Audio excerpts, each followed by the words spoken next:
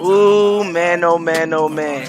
As of present, you getting nothing but Drayton, Drayton, Drayton, and more Drayton. And this is officially off the rim. Ain't no way around it. Ain't no way around it. Cause I'm tryna ball out. Come on if you bout it. But you better keep up. I'm not slowing down. I swear they gon' see us. Ain't no way around it. What it do, some world crew coming live and direct at you. Talk about some college basketball. I mean, I did the SEC and everybody felt like my opinion, because I can't substantiate anything other than how I feel, because nobody's played the game yet. I had a couple people's feathers ruffled, this, that, and the third, but ultimately I like it. I mean, that's what social media is for. This is the social aspect of it. So always, I welcome anybody to challenge anything and everything that I say. Don't take everything I say as the gospel. If you feel like I'm wrong on something, feel free to openly challenge me either in the threads or in the DMs. Again, while I say it's an opinion, I generally don't say things that I feel like I can't back up without a shadow of a doubt. I don't do random lip service. That's a waste of my time. It's a waste of your time. But let's get into the Big Ten. Now, I do believe that this is probably of the bigger name conferences, this is probably the most slept on conference. I mean, not necessarily like just loaded with like big names. You're not gonna get the Kai Killings. You're not gonna. There's not an uber famous player in here outside of maybe D'Angelo Jordan that you would be like, you know what? This is the guy that makes you want to go watch Big Ten basketball. There's no CKC. There's no Richard Pizarski. Y'all know how I feel about the not so phenomenal one. There's no more DIY. There's no more Lamarion Sherwood. The conference as a whole, to me, got better, but it lost the star power. And anybody who actually follows basketball knows what I mean by that. But let's get right into it.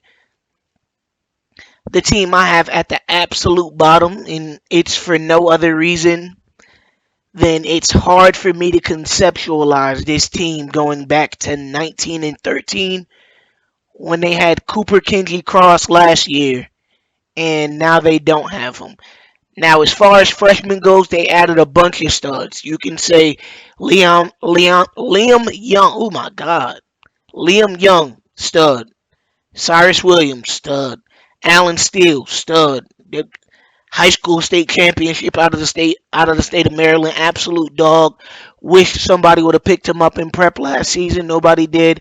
Ultimately, it is what it is. But dog, a guy that everybody would want on their team. But unfortunately, teams that are this young and then lose a pivotal point in how they play basketball and Cooper Kingy Cross, Coach Willard is going to have to do a little bit of soul searching to find out who's the guys and who aren't the guys, and who's the ones and who's the twos, and this, that, and the third. And maybe you can skate in that out of conference, but in conference, I don't see it. So I have them at the very bottom. Next up, and this may be a shocker to most people, I have the one and only Ohio State as the second bottom. Uh, Alumnus, I love the school. I bleed that scarlet and gray, but unfortunately, Jarrell Thrash and Ethan Alexander are not necessarily enough of punching pieces for me to be like, yeah, Cody Johnson's gone. These guys are going to be better than 13 and 18. No, unfortunately not. I don't see it. It's really hard to see it. Torrin Trigg, Brian Webb. I mean, if you want guys that are going to take volumes of shot, this is probably the team where anybody who touches the ball is going to put it up, whatever that's worth. They'll probably lead the country in shot attempts. I don't see too many distributors on this team, but that's just what it is. Third from the bottom, I have Penn State. Now, Penn State did fill out their roster kind of nice. I do like some of the freshmen that they brought in. Jamario Beveridge, absolute dog. Stevie J, absolute dog. Tyler Johnson, absolute dog. Dylan Martin, absolute dog. They really brought in that whole we're gonna try and dominate the Northeast in recruiting. And while I feel like they some of the guys aren't really cohesion pieces, but they have enough guys returning with Vic Liaberte. You have Nick Beal. You have I'm about to super butcher this one. Amar Afua. I'm trying, guys. Honest to God, I'm trying.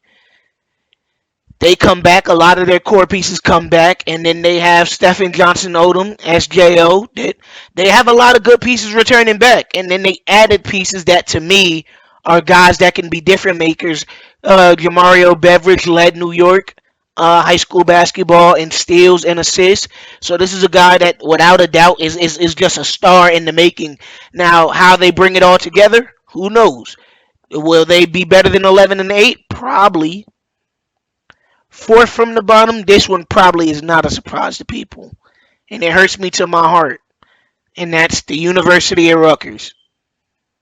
Anybody who knows, I was born on the campus. My mother's an alumni there. Ironically, my father's an alumni of Seton Hall, but my mother's an alumni of Rutgers. I was born on campus.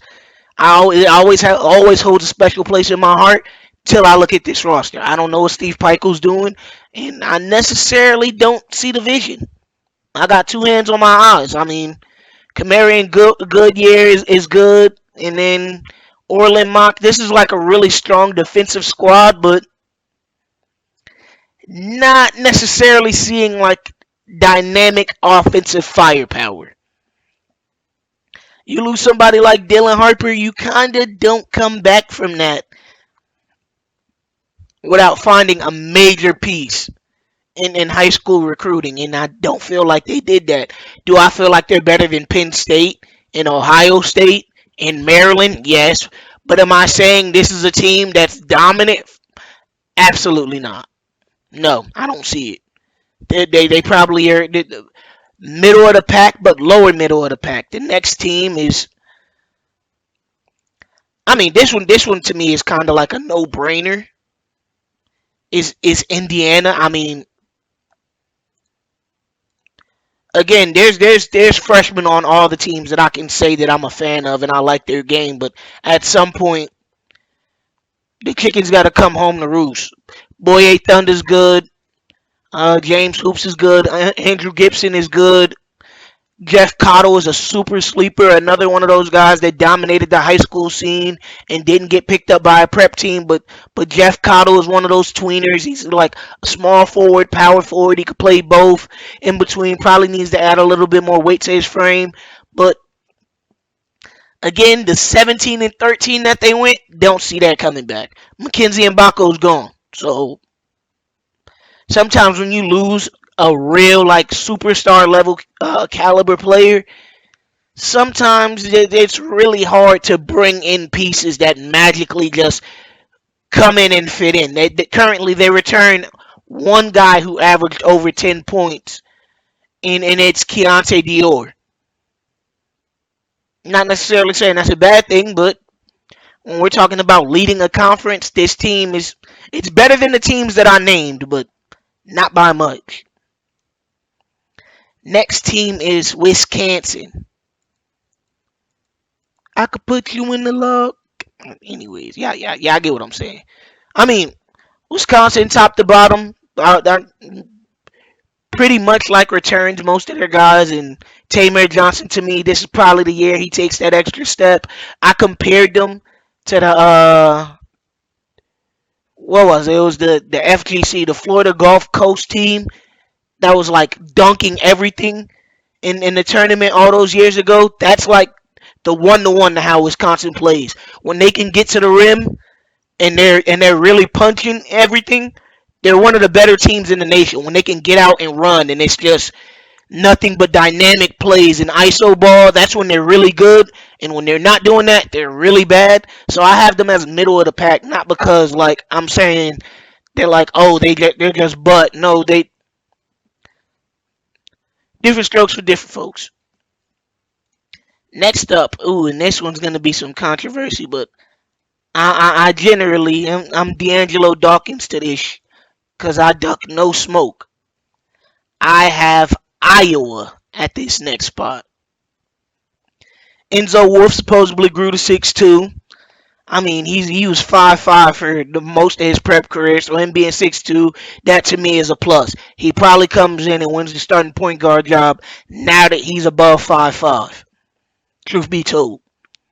They add in guys like Kylan England, dog, Anthony Simmons, dog. Avery Cooks is a monster. It seems like Fran McCaffrey's whole thing is dominating through the paint and finding guards that can get his guys open. So Enzo Wolf, Stacey Van Artazell, and along with these bigs, I do see this team being way better in the Big Ten. Are they 21-11? No. Are they a cohesive team that you can see the vision and understand how they want to play? Absolutely. Are they better than a lot of teams that I named? Are they better than Penn State, Ohio State, Rutgers, Maryland, Wisconsin, Indiana? Absolutely. Are they better than some of the other teams available? Probably not. If we keep it out, no. Next team is that garbage team that wears the that ugly blue up north. Not gonna speak too much on them. I'm gonna make this quick and concise. Samuel Bargis, Lorenzo Phenom. We're not talking about that team up north on this podcast. Plain and simple. Next up, and this should be no shocker to anybody. And if you do feel like it's a shocker, you're not familiar with his game. Next up, I have Minnesota. Yeah, I have Minnesota as the fourth team. I mean, I look at the roster. Yes, they lose DIY, but they added some guys to me that are absolute dogs. And Coach Kusa did what he did best. He got that international talent. I mean, right? He brought in Edward Boma, absolute dog out of Ghana. Then he brings in Ramon Bonilla. Oh, I probably butchered that one. From the Dominican Republic. That's another great player. Stoic Howard Jr. from Minnesota. That's a sniper. Then Brashad K. And his last name's Peterson. I'm not even going to pretend I could pronounce that. I think this is one of the more cohesive squads. And then if you know how Coach Kusa coaches, that these guys don't all have to be flashy, that he kind of plays like Xavier. That everybody knows their role, everybody plays their role, and because of that, they're a super cohesive unit, and there's not necessarily no mega level star. They don't have a box office player. But because everybody's playing their role, everybody's doing their job, they win games. And I think generally Kusa just does that. I mean, the proof is in the pudding, even if you don't eat it. Plain and simple.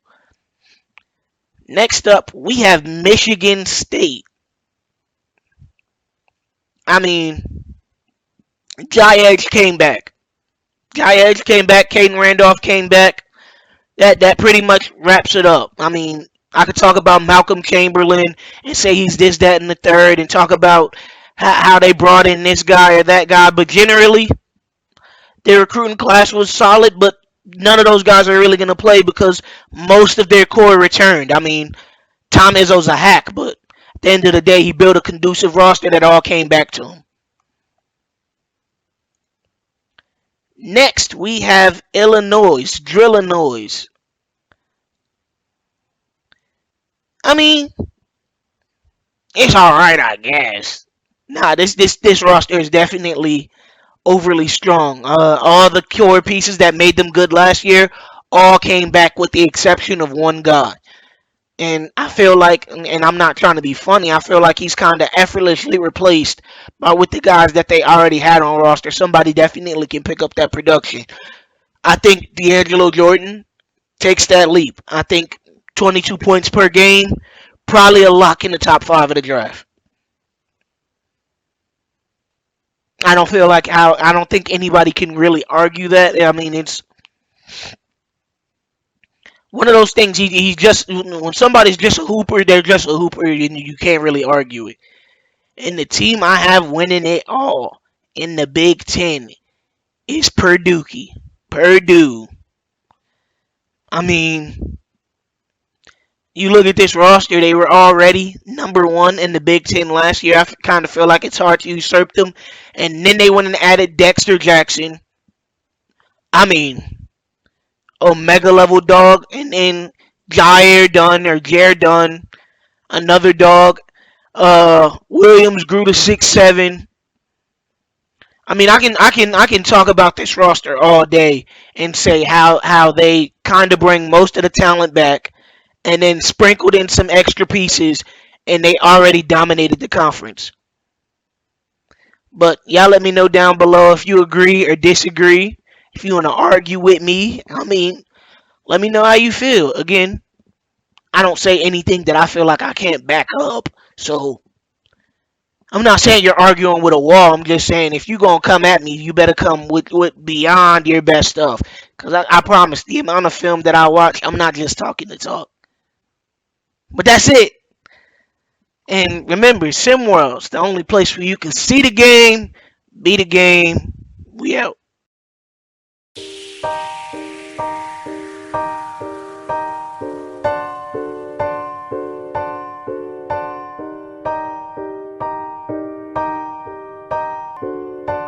Ain't no way around it. Ain't no way around it. Cause I'm tryna ball out. Come on if you bout it. But you better keep up. I'm not slowing down. I swear they gon' see us.